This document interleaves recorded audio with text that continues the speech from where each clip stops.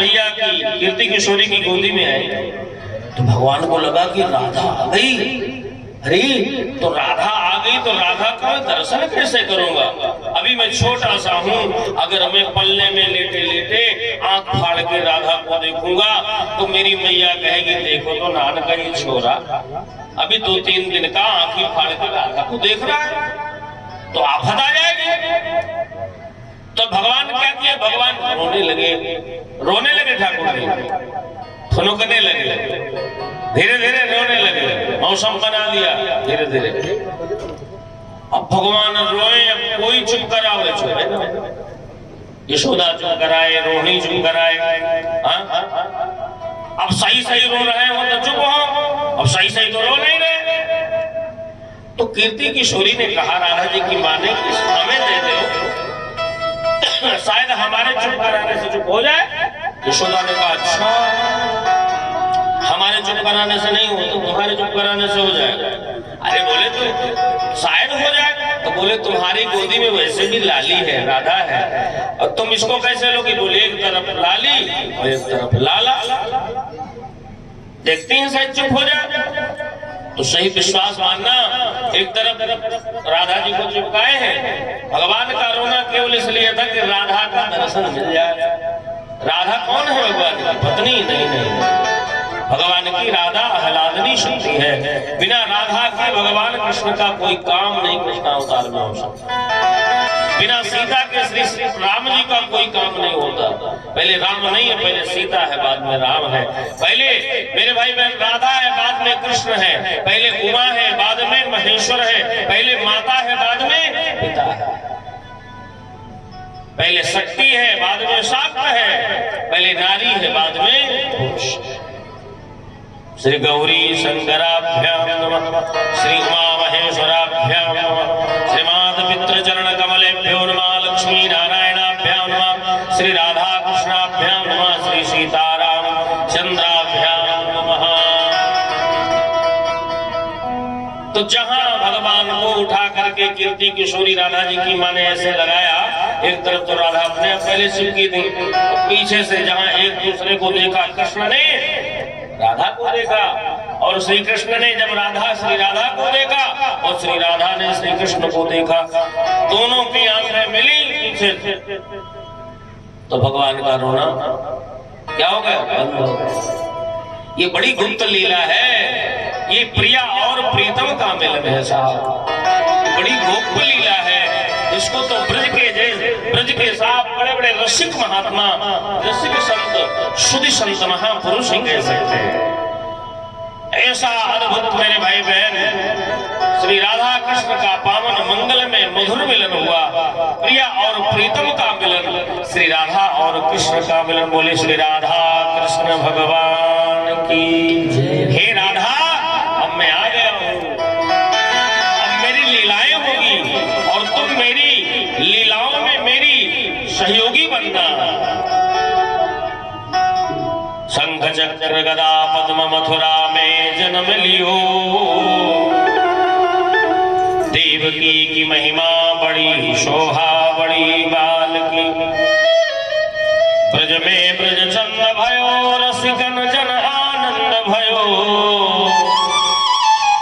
ब्रज में ब्रज चंद भयो, रसिकन जन आनंद भयो।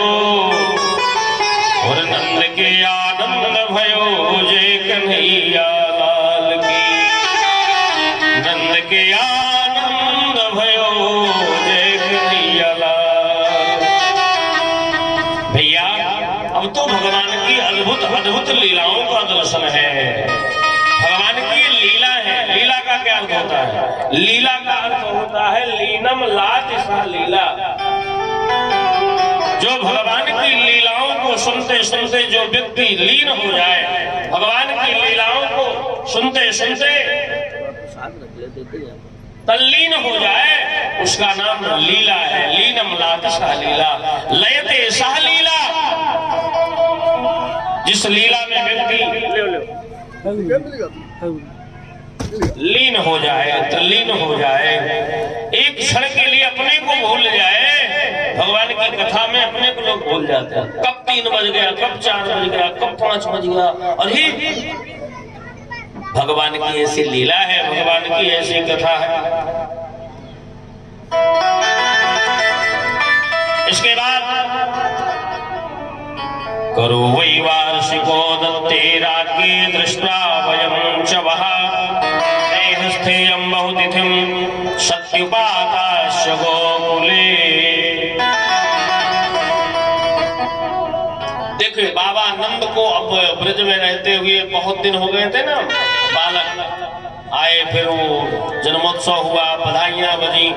तो बाबा नंद मथुरा के राजा कंस को बहुत दिनों से कर नहीं दे पाए थे। कर समझते हो? कर, टैक्स, जैसे राज टैक्स दिया जाता है, राज टैक्स दिया जाता है ना, आयकर, इनकम टैक्स। तो पहले छोटे छोटे राजा ये बड़े बड़े राजाओं को कर देते थे। तो यशोदा से कहा कि यशोदा तुम बालक को देखना, मैं बहुत दिनों से भोजराज कंस को कर देने नहीं गया। बोले ठीक है। तो बाबा नंद और कंस बड़े अच्छे मित्र थे। कंस के पास गए और कंस से कहा कि महाराज ये मैं बहुत दिन से नहीं आ पाया और आप ये कर ले लो। बोले आप बहुत दिनों से नहीं आ पाए, क्या बात है? आपके हृदय में, आपके मुख में आपकी आभा, आपकी कांति, आपके चेहरे की खुशी, हाँ, ये बता रही है कि जरूर कुछ ना कुछ बात है। देखो खुशी ऐसी होती है कि चाहे जितना छिपाओ छिप नहीं पाएगी। खैर खून खांसी खुशी बैर प्रीत मदपान, ये कुछ चीजें हैं जो नहीं छिपती। खैर, खैर कत्थे का दाग लग जाए छिपेगा चाहे जितना छिपा। खून नहीं छिपेगा। खांसी वो तो आ ही जाएगी। खांसी रोग की जड़ है, खांसी। खैर खून खांसी खुशी, और खुशी प्रसन्नता, बैर दुश्मनी, प्रीति प्रेम, मदपान, कोई मदपान किए हो, मदिरा पिए हो, चाहे जितना छिपावे, हाँ चाहे जितना छिपावे साहब, चाहे जितना इनो पिए। तमाम लोग मदिरा पी के इनो पी लेते हैं कि महक ना हो, है तो वो छूती है क्या? ना। खैर खून फांसी खुशी पैर प्रीत मदपान, रही मन छुपे ना छुपे जानत सकल जहां, रही मन छुपे ना छुपे जानत सकल जहां। आंखें बता देती हैं कि व्यक्ति गुस्सा है। श्री राम जय राम जय जय राम। आंखें बता देती हैं कि व्यक्ति खुश में है, खुश है कि दुखी है। आंखें बता देती हैं। आंखें बता देंगी कि आंखें इसकी बिकारी हैं, कि आंखें इसकी शिकारी हैं, कि आंखें इसकी शराबी हैं, कि आंखें इसकी जुआरी हैं। सब आंखों से पता चल जाता है। अखियन में जियत लोग, इसी कवि ने बहुत अच्छा लिखा। अखियन में मरत लोग, अखियन में कटत लोग, अखियां जी चुरावे और अखियां सजन सो लजावे। अखियन में आशा हो तो अखियन में निराशा हो, तो अखियन में पिपासा हो, तो जैसे फसल धान की। अखियन में आशा हो तो, अखियन में निराशा हो तो, अखियन में पिपासा हो तो। आप लोग तो धान की खेती वाले लोग हो ना, जैसे फसल धान की, धान को पानी चाहिए। अखियां जी चुरावे अखियां सजन सो लजावे, सजन सो लजावे। भंजन मंजु तिरी छे नैनन, निज पति कहो सियहि तीन सैनन। इन अखियों को देखो, अखियां गाहक है प्राण की।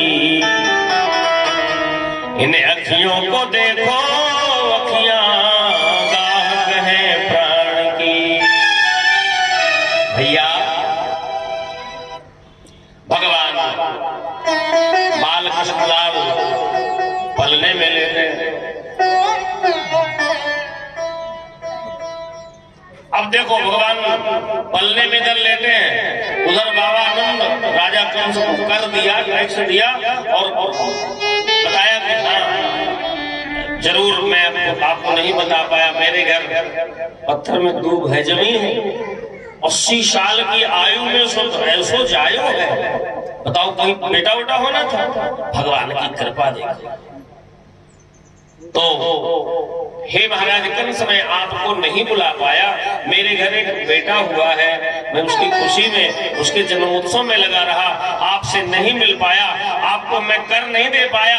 कंस ने कहा चलो मित्र कोई बात नहीं, आप मुझे नहीं बुला पाए, मैं समझ रहा हूँ व्यस्तता बढ़ जाती है, हो जाती है, पर मैं यहीं से बैठे बैठे तुम्हारे बालक को आशीर्वाद देता हूँ।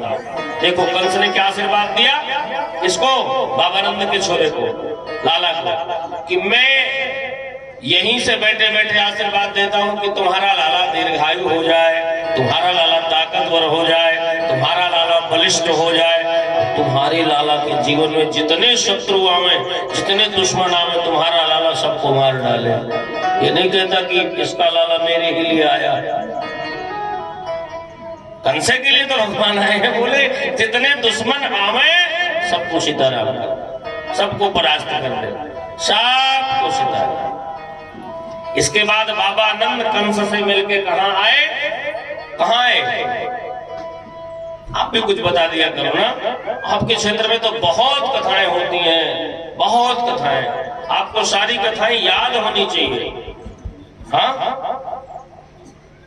तो देखो इसके बाद जेल में जहां वसुदेव जी थे और मैया देवकी थी, देखिए नंद बाबा के मित्र हैं वसुदेव। वसुदेव जी की एक पत्नी रोहिणी कहाँ रहती है, बाबा नंद के घर। ऐसी मित्रता है साहब, अपनी पत्नी को बाबा नंद के घर रख दिया है, अपना जेल में। तो वसुदेव जी से मिले और वसुदेव जी से जानते हो क्या कहा, वसुदेव जी से कहा कि हे महाराज मित्र वसुदेव जी, मैं समझता हूं कि आपके 5-5, 6-6 बेटों को कंस ने मार दिया है,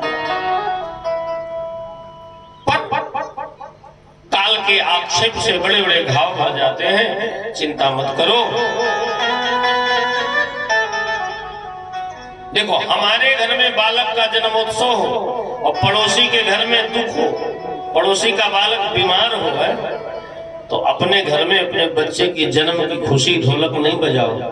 क्यों, पड़ोसी को दुख पहुंचेगा। अरे देखो तो मेरे घर में ऐसी समस्या है और ये अपने घर में बच्चे की खुशी की ढोलक बजा रहे हैं, बधाई बजा रहे हैं। पड़ोसी का दुख दुख है, पड़ोसी का सुख अपना सुख, पड़ोसी का दुख अपना दुख।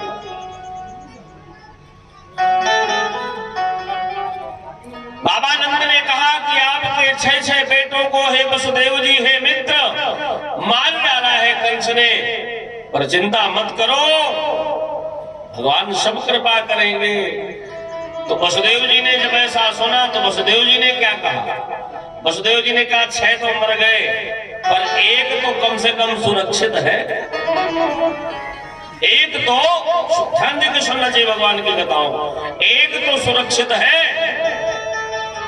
अब ये बात बाबा नंद को तो पता नहीं, वसुदेव जी को पता है कि मैं अपना बेटा वहां पर छोड़ आया था नंद के यहाँ, तो बाबा नंद को पता नहीं कि मेरे यहाँ इनका बालक है। तो बाबा नंद ने क्या कहा, बाबा नंद ने सोचा कि वसुदेव जी मारे प्रेम से मेरे बच्चे को अपना बच्चा समझ रहे हैं, भाई मित्र का बेटा अपना बेटा कि नहीं, तो बोले हमारे प्रेम के मेरे बेटे को अपना बेटा समझ रहे हैं। तो बाबा नंद ने क्या कहा पता है, हे वसुदेव जी मन छोटा मत करियो, जो हमारे गोकुल में है ना वो आपका ही तो है, उन्हीं का तो है ही। मन छोटा मत करना, जो हमारे गोकुल में है वो आपका ही ही है मेरे भाई बहन। इसके बाद भगवान की छठी आई। देखो भगवान की छठी कब आई? भगवान का जन्म अष्टमी में हुआ, अर्धरात्रि में हुआ। 6 दिन में छठी होती, तो अब गिन लो 6 दिन। अष्टमी के बाद नवमी, 6 दिन गिनो। दशमी, एकादशी, द्वादशी, त्रयोदशी, चतुर्दशी।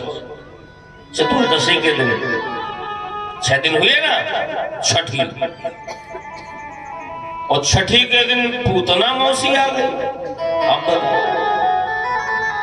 ये राक्षसी ब्रज के बच्चों का खून चूस लेते थे। जैसे लोग माजा होता ना, माजा बच्चे पी लेते हैं और चूस के उसको फेंक देते हैं। इसी तरह शिशून शकार निघ्नन्ति पुरग्राम ब्रजादिषु शिशून शकार निघ्नन्ति पुरग्राम ब्रजादिषु। इसकी भला हिम्मत थी, इसकी भला मजाल थी कि भगवान को मारने आ सकती थी ना। लेकिन जब तक ये राक्षसी थी पूतना, तब तक बाल खोल लिया था, बालों को बिखेरे थे। अब राक्षसी से सुंदर नारी बनना है ना, तो बालों को बांध लिया। ठाकुर जी में क्या लिखा है? ताम केश बंधो व्यत सक्त मल्लिका प्रहन्नितम स्तन कृक्षमर्थमा।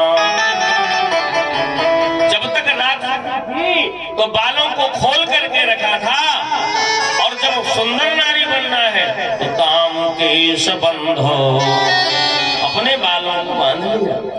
देखिए नारी के केस विषम परिस्थिति में खोलना चाहिए, ये भागवत बता रहे हैं। आज फैशन हो गया, बाल खोलने का फैशन चल गया ना। नारी के केस विषम परिस्थितियों में खुलना चाहिए। पूतना जब तक राक्षसी थी तब तक बालों को खोल रखा था और सुंदर नारी बनने का नाटक किया, तो ताम केश बंध व्यत सक्त मल्लिका। पहले जमाने में द्रौपदी ने बाल खोल के रखा था। जब तक दुर्योधन का लहू नहीं मिल जाएगा तब तक बाल नहीं बांधूंगी, पहले खून से रक्त से अपने सिर के बालों को धुलूंगी। आज वर्तमान में क्या कहा जाए, भागती दौड़ती हुई दुनिया को कुछ कहोगे ना तो साहब न जाने लोग क्या क्या सोचेंगे। पाश्चात्य का अंधा अनुकरण, पाश्चात्य की नकल, पाश्चात्य की सभ्यता को हम पकड़ रहे हैं। मेरे भाई बहन,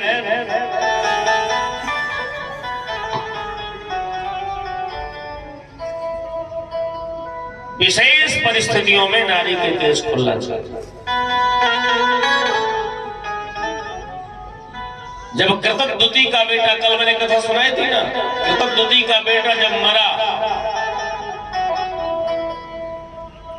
तो इतना रोई कृतद्युति की अपने सिर के कपड़े को फेंक दिया, शिरोरुहाम मरा और अपने बालों को बिखरा दिया। ये केश नारी का श्रृंगार है। इन केशों की रक्षा करने के लिए ही केशों का अवतार होता है। केशान रक्षित केशव। देखिए पूतना, पूतना का अर्थ होता है जहां पर ये जाती है वहां पूत ना।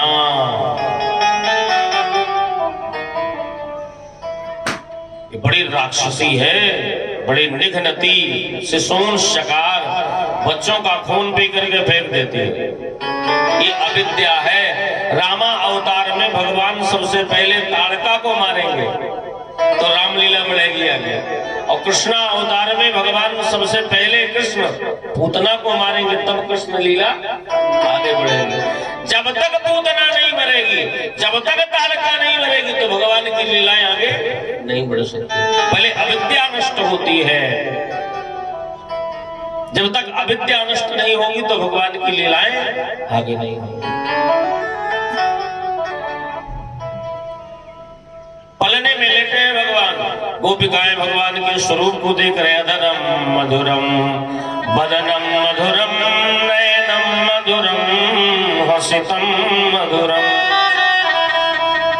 हृदयम मधुरम गमनम मधुरम मधुराधिपतेरखिलम मधुरम। भगवान के अधर मधुर है। कभी भी भगवान को सुलाओ ठाकुर जी को तो ये मधुराष्टक गाओ। भगवान के होंठ सुंदर है, भगवान की आंखें सुंदर है, भगवान के कान सुंदर है, भगवान की नासिका सुंदर है, भगवान का मोर मुकुट सुंदर है। और भगवान को जगाओ तब गाओ। वचनम मधुरम चरितम मधुरम वसनम मधुरम दलितम मधुरम चलितम। भगवान जब चलते हैं तो बड़ा मधुर लगता है। चलितम मधुरम भ्रमितम मधुरम मधुराधिपतेरखिलम मधुरम। वेणुर्मधुरो रेणुर्मधुरः पाणिर्मधुरः पादौ मधुरौ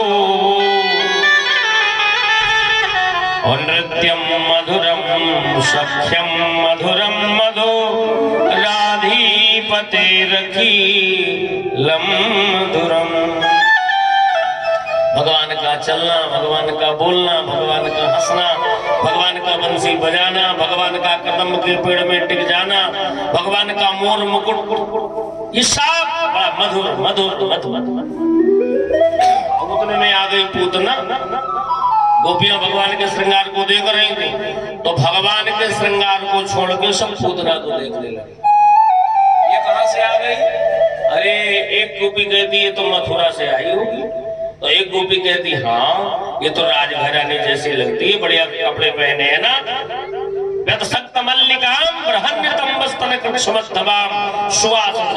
बढ़िया साड़ी पहने हैं, कंगन पहने हैं, कंपित कर्ण भूषणों, कान में ऐसे आभूषण पहने हिल रहे हैं। त्रिशूल शतकुंतल मंडितानना। देखो तो एक कहती है कि ये तो बड़ी अच्छी नथुनी पहने, तो दूसरी कहती नथुनी ने इसकी साड़ी देख, ये साड़ी बहुत अच्छी पहने, तो तीसरी कहती साड़ी नहीं इसके कंगन देख। भगवान मुस्कुरा रहे हैं। अरे अभी तक मुझे कह रही थी कि अधरम मधुरम वदनम मधुरम हृदय मधुरम गमनम मधुरम, अब मेरा श्रृंगार छोड़ के तुम पूतना को देखने लगे। यही चकाचौंध है। अगर यहाँ भी कोई ऐसी पूतना उतना आ जाए जैसे कथा में बैठे हो, बढ़िया कोई साड़ी वाड़ी और बढ़िया कोई ऐसा महाराज श्रृंगार बना, लेकिन वो नकली है, असली नहीं है। बढ़िया कोई 4-6 तोला सोना पहन के आ जाए तो आपका दिमाग कथा में लगेगा? आप सब देखोगे अरे ये बड़ा सोना पहने, हाँ अच्छा ये रायपुर से आया होगा या आई होगी। अरे नहीं नहीं, कोई कहीं गजनेर से, कोई कहीं नहीं लोहारी से, सरमन खेड़ा। अरे बस यही तो है ना कि हम जब चकाचौंध का दर्शन करते हैं, भौतिकता के दर्शन में परमात्मा को भूल जाते हैं। इसलिए भगवान की कथाओं में जाओ तो कभी भी बहुत ज्यादा अच्छी साड़ी पहन के, बहुत अच्छे गहने पहन के ना, एक तो चोर का भय होगा, वो चक्कों का। आप तो 1500, 100-200 लोग हो, जहाँ 1000-2000 लोग होते हैं तो कुछ उचक्के लोग आते हैं, ये प्रसाद मिले और ये लगे हम सीताराम करें, पर्स ले जाए, मोबाइल ले जाए, ये ले जाए। और दूसरी बात, अगर बढ़िया कपड़े पहन के आओगे और बढ़िया सज धज के आओगे, बढ़िया चैन वैन पहन के आओगे, तो फिर बगल वाली जो मैया बैठी है उसका मन लगेगा कथा में, वो तुम्हें देखेगी। और बगल वाली से कहेगी, स्वयं न सुनेगी, न बगल वाली को सुनने देगी, कहेगी कहाँ से आई होगी, बड़ा सोना पहने है, और इसके वो देख कान वाले, अरे कड़ा देख, तो कहेगी झुमक देख, तो कहेगी साड़ी देख, तो बोले इसके बाल देख, बालों में फूल गूंथ लिया है। पहले कथा सुनेगी नहीं, न सुनने देगी, और घर जाएगी तो पति से लड़ेगी, कहेगी वहां फला की पत्नी गई थी तो बढ़िया पहनी थी 5 तोले का हार, और तुम कभी नहीं ला सकते, तो पति कहेगा ले दूंगा, तो कहेगी इतने करवा चौथ निकल गए कभी लिवाते भी हो, ले बवाल शुरू, लड़ाई शुरू। भगवान की इस कथा में, भगवान की पूजा में सजना नहीं है। भगवान कहते हैं तू जैसा है वैसा मेरे पास आ जा, निर्मल जन मन सो मोहि पावा, मोहि कपट छल छिद्र न भावा। देखो जैसे हो वैसे रहो, बहुत बहुत सादा जीवन होना चाहिए हमारा, बिल्कुल बनावटी नहीं। भगवान जब चाहेंगे जैसा हो जाएगा। आजकल हम नकल करते हैं, नकल, और नकल में भी अकल चाहिए। लिखा होता है ना, नकल हमेशा होती है पर बराबरी कभी नहीं। एक मैया थी, तो वो अपने घर में, वो एक सती स्त्री थी, तो अपने घर में धान कूट रही थी। पहले पुराने जमाने में धान कूटे जाते थे, अब तो सब जगह मशीनें वशीनें हो गई। तो वो सती थी, तो धान कूट रही थी, तो थोड़ी देर में उसकी बहन भी पहुंच गई। बहन क्या कर रही है, बोले देख धान कूट रहे हो, धान कूट रहे थे कल मुशल में। तो उसका पति जो था ना, उसके पति ने कहा कि पानी पिला। अब वो पति प्रदा थी, सती थी, तो जहां कहा पानी पिला, तो देखिए मूसल रखा नहीं, जहां कहा पानी पिला तो मूसल ऊपर था, ऊपर छोड़ दिया मूसल, तो मूसल तंग है। अब वो लेकर के पानी आई, पति को पिलाया। उसकी बहन ये देख रही थी, उसकी जो बहन थी ये देख रही थी कि यार ये कौन सी विद्या है कि मेरी बहन से पानी मांगा गया, जीजा जी ने पानी मांगा और मेरी बहन ने मूसल नहीं रखा, मूसल को ऐसे कर दिया, वो मूसल टंग गया। ये जरूर कोई विद्या है। देखिए नकल शुरू हो गई यहाँ से। तो वो अपने घर गई, बोले मैं भी करूँ। अपने घर गई तो कहती मैं भी करूंगी। तो आज धान लेके, मूसल लेकर के कूटने बैठी, पति को बोला इधर सुनो, भगवान जी ने कभी पति को नहीं पानी मांगता था तो पानी नहीं देती, लेकिन आज कहती है पति से कि जब मैं धान कूटने बैठूं तो मुझसे पानी मांगना। भला ध्यान देना, पानी मांगना। पति ने कहा पता नहीं कहाँ के सूर्य नारायण भगवान उदय हो गए आज, मांगे मांगी ये पानी नहीं देती। आवाज करती पानी मांगना।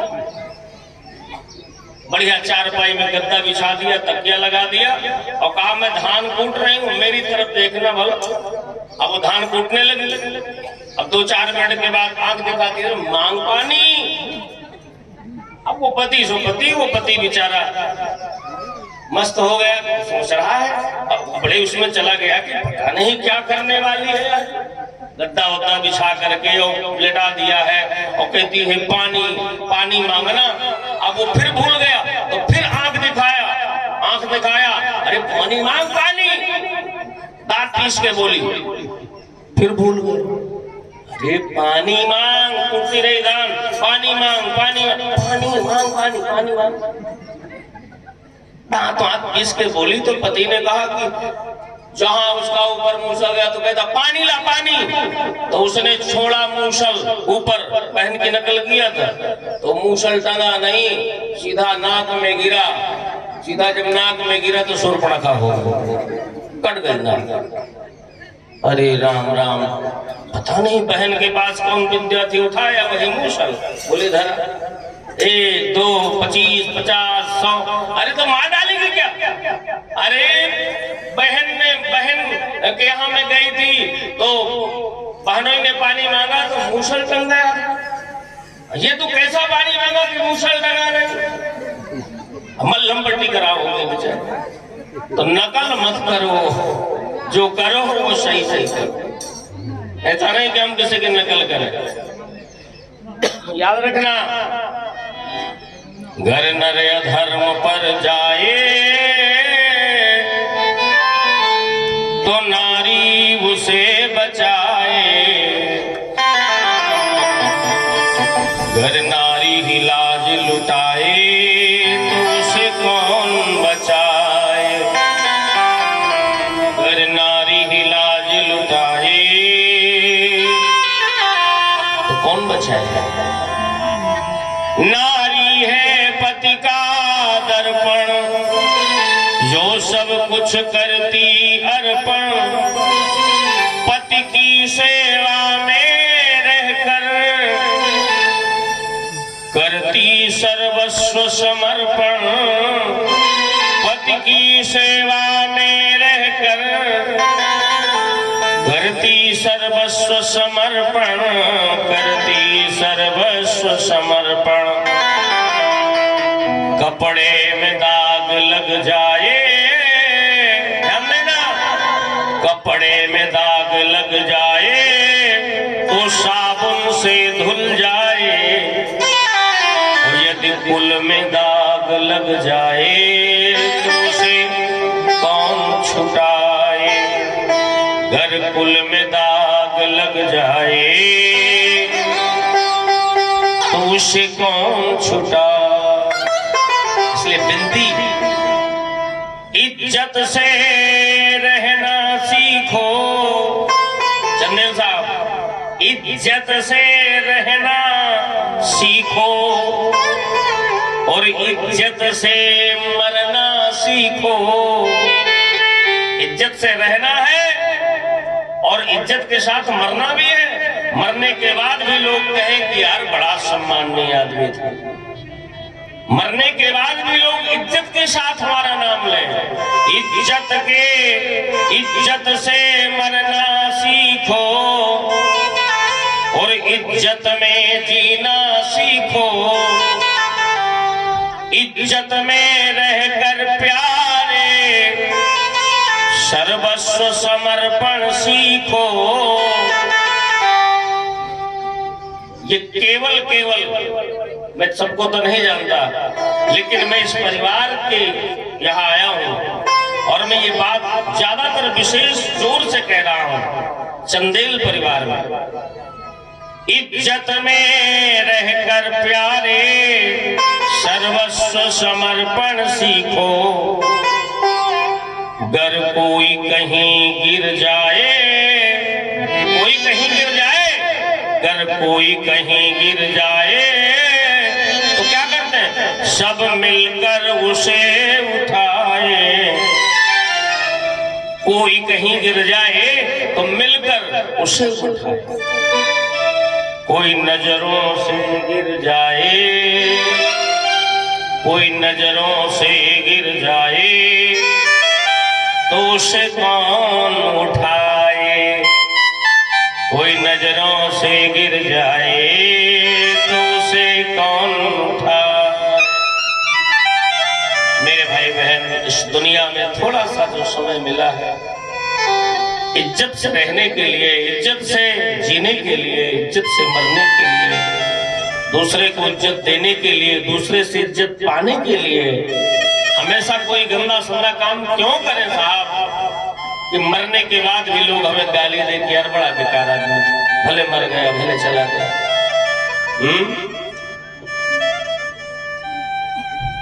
मेरे भगवान श्री कृष्ण ने 6 दिन में जब छठी मनी तो मेरे भगवान ने ऐसी पूतना राक्षसी जो बच्चों का खून पीती थी, ऐसी पूतना राक्षसी का उद्धार किया। देखो भगवान कितने दयालु हैं। हमारे राम और कृष्ण, हमारे भोले बाबा इतने दयालु हैं कि जो पूतना भगवान को जहर पिलाने आई, उस पूतना को भी सदगति दे दिया। बताओ, जो यशोदा को जो अपना लोक देंगे, अभी दिया नहीं, देवकी को अपना लोक प्रदान करेंगे, इसके पहले पहले मेरे भगवान ने पूतना को सदगति प्रदान कर दिया। पूतना को मोक्ष प्रदान कर दिया। अहो बकीयम स्तनकालकूटम जिघांसयापायदप्रसादभि लेभे गतिं धातृचितां ततोऽन्यं कं वा दयालुं शरणं व्रजे। ये पूतना बालघातनी थी। ये पूतना कालभीरु नामक राक्षस की बेटी थी जो कक्षवान को ब्याही थी। कक्षवान के द्वारा इसको श्राप दे दिया गया, तू पूतना बन, राक्षसी बन, और ये पूतना बनी। यही पूतना राजा बलि की बेटी थी जिसका नाम था रत्नमाला। जब भगवान वामन राजा बलि को छलने गए तो भगवान के सुंदर स्वरूप को देखा। अरे अगर ऐसा बालक मिल जाए तो इसको गोदी में लिटा करके आंचल ढक करके दूध पिला दूं, मेरी जन्म जन्म की मां बनने की पिपासा शांत हो जाए। लेकिन जब भगवान वामन ने राजा बलि को छल लिया, 2 पैर में सब कुछ नाप लिया, तो इसको लगा रत्नमाला बेटी थी ये राजा बलि की। अरे ऐसा बालक जो मेरे बाप को छल लिया, कंगाल बना दिया, ऐसे बालक को दूध पिलाने लायक है, इसको तो जहर पिला देना चाहिए। भगवान ने कहा अच्छा चल, तेरा दूध भी पीऊंगा, तेरा जहर भी पीऊंगा, जहां यशोदा को भेजूंगा, जहां देवकी मैया को भेजूंगा, उसके पहले तुम्हें भेज दूंगा। ताहि गई गति राम उदारा। जैसे गीध की क्रिया किया भगवान ने, उसी प्रकार मेरे भाई बहन पूतना का मोक्ष हुआ। पूतना का शरीर काट काट करके चिता बनाई गई, और जब आग लगी तो सारे ग्वाल बाल नाक में कपड़ा लगा करके, ये जिससे गंध आएगी ये बालघातनी है। लेकिन साहब भागवत जी में ऐसा लिखा है कि जब पूतना का शरीर जलने लगा, पूतना के शरीर से जो धुआं निकल रहा है तो ऐसे महक रहा है जैसे अगर तगर, जैसे गुलाब, जैसे केसर, कस्तूरी। क्यों? उसने भगवान का अंग संग स्पर्श कर लिया है ना। भगवान जिसको स्पर्श करते हैं भगवान अपना जैसे बना देते हैं। गीध देह तरि धरि हरि रूपा। गीध को भगवान ने अपना लोक तो दिया, भगवान ने अपना स्वरूप दिया, भगवान ने अपना सामीप्य दिया, सायुज्य दिया। और याद रखना, मुये सकल मरी है सकल, घरी पहर के बीच लही न काहू आज लो, गीध राज सी बीच। गिद्धराज जटायु ने क्या किया था जो ऐसी गति भगवान ने उसको दिया? भगवान श्री राम ने स्वयं कहा था, हे गीधराज परहित बस जिनके मन माही, तिन कहा जग कछु दुर्लभ नाही। तुमने परोपकार में अपने प्राणों को विसर्जित कर दिया, सीता के लिए अपने पंखों को रावण से कटा लिया। मैं तुम्हें अपना सब कुछ दे दूं, फिर भी मैं तुमको कुछ नहीं दिया। तुम्हारे ऋण से मैं ऋण नहीं हो सकता। अति घायल दो कटे पखना, रसना रट लाती रही, तन पीर धीर भयो तब हूँ, हरि नाम की प्रीत सुहाती रही। आगे बढ़ा गीध पद देखा, सुमिरत राम चरण चिन्ह रेखा। रघुनाथ दसालख के कही के उमगे बिनु छाती रही। गति गीध की देखो दयानिध को, सुध सियक शोध की जाती रही, सुध सियक शोध की जाती रही। मेरे प्रभु श्री राम ने जब गिद्धराज जटायु की ये दशा देखा तो सीता जी की सुधि भूल गई कि मैं सीता जी की खोज कर रहा हूं। परोपकाराय सताम विभूतया, परहित बस जिनके मन माही, तिन कहा जग कछु दुर्लभ नहीं। मेरे भाई बहन, पूतना राक्षसी को भगवान ने मारा, जब जब मारा तब तब तारा, भक्तों को प्रभु तेरा ही सहारा। भगवान का मारना भी तारना लगता है। आगे चल करके शकटासुर नाम का एक दैत्य था, भगवान शकटासुर को मारते हैं, शकट भंजन करते हैं। भगवान के पास एक तृणावर्त बवंडर हवा के रूप में एक राक्षस आया, भगवान को उड़ा के ले गया। छोटे हैं भगवान, तो देखो बालक को जैसे छान मनैया ले लो, वो बालक ऐसे ऐसे हाथ करता है, और बालक के हाथ में कोई भी शरीर का अंग आ जाए तो बहुत जबरदस्ती से पकड़ लेता है। तो ऐसे भगवान ने ऐसे ऐसे किया और तृणावर्त की गर्दन आ गई। तो भगवान ने गर्दन पकड़ा तृणावर्त की, गोविंदाय नमो नमः, चल सीताराम, तृणावर्त का उद्धार किया। इसके बाद भगवान बड़े हुए, पता है दैत्यो नाम्ना तृणावर्तः कंसभृत्या प्रणोदितः चक्रवाक स्वरूपेण जहरांसेनमर्भकम्। भगवान जब बड़े हुए तो भगवान के मुख से क्या निकला? मैया यशोदा को मैया बोल दिया भगवान ने। कहने लगे मोहन मैया मैया, कहने लगे मोहन मैया मैया, कहने लगे मोहन मैया, कहने लगे मोहन मैया मैया, कहने नंद बाबा को बाबा बाबा, नंद बाबा को बलदाऊ को भैया, बलदाऊ को भैया, कहने लगे मोहन मैया मैया, कहने लगे मोहन मैया, कहने लगे मोहन मैया मैया, कहने लगे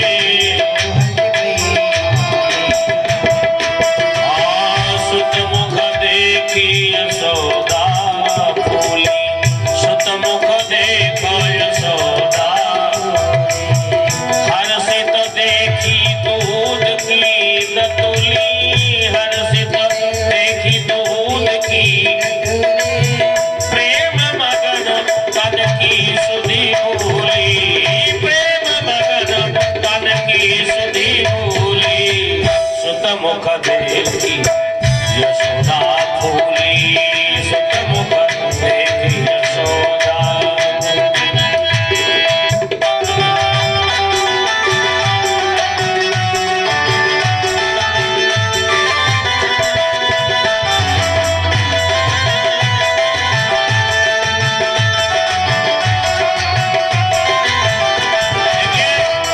भगवान बड़े हुए तो बाबा नंद को बाबा उससे निकल गए, बाबा बहुत खुश, मैया को मैया, बड़े भाई बलराम जी को भैया भैया भैया। माता पिता को कितनी खुशी होती है जब बालक पिता को पिता कहता है। हाँ? पिता को क्या कहता है आज का बालक? पापा कहता है, पापा। पहले के बालक कहते थे पिताजी, बाबूजी, पप्पा। अब आज का बालक पापा, मम्मी, डैड, एक शब्द और चल गए, डैड। डैड माने जो डेड है, कोई अर्थ है इसका? थोड़ा भगवान बड़े हुए तो यशोदा ने भगवान के मुख में हर्षित देखी दूध की दतुली, समझ रहे हैं ना, दूध की दतुली, भगवान के दांत निकल आए। प्रेम मगन तन की सुधि भूली, प्रेम मगन तन बाहिर दे तब नंद बुलावे, देखो धो सुंदर सुखदाई, देखो धो सुंदर सुखदाई, कनक कनक सी दूध दतुलिया, कनक कनक सी दूध दतुलिया, देखो नयन सफल करो भाई, देखो नयन सफल करो भाई, कहने लगे मोहन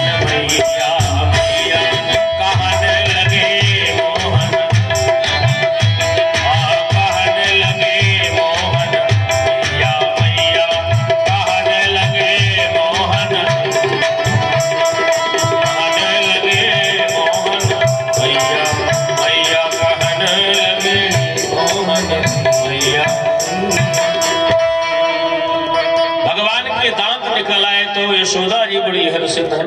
अरे बाबा आओ ना, देखो हमारे लाला की दतुली निकल आई।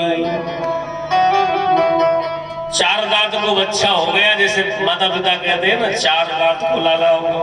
तो ऊपर दतुशियां निकल आई, बड़ी नुकीली है, और 2 नीचे।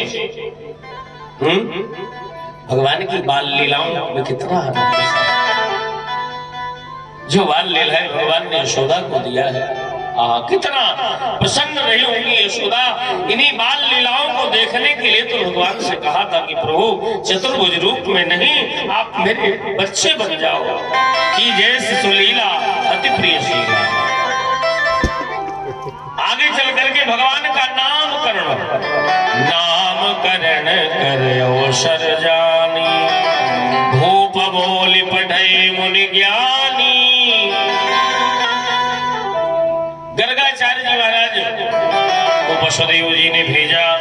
वसुदेव प्रचोदिता, वसुदेव जी की प्रेरणा से कि मेरे बच्चों का नामकरण करके आओ। गर्गहा पुरोहितो राजन यदुनाम सुमहातपा ब्रजम जगाम नंदस्य वसुदेव प्रचोदिता। गर्गाचार्य जी ने बच्चों का नाम संस्कार किया। इनके नाम अनेक अनुपा, मैंने कहा वसुमति अनुरूपा। ये जो तुम्हारी रोहिणी की गोदी में बालक है ना, इसका नाम रोहिणी होगा। बोले रोहिणी भगवान की। और ये रमनते सर्वयोगिना, सबके हृदय में रमण करेगा, इसलिए इसका एक नाम होगा।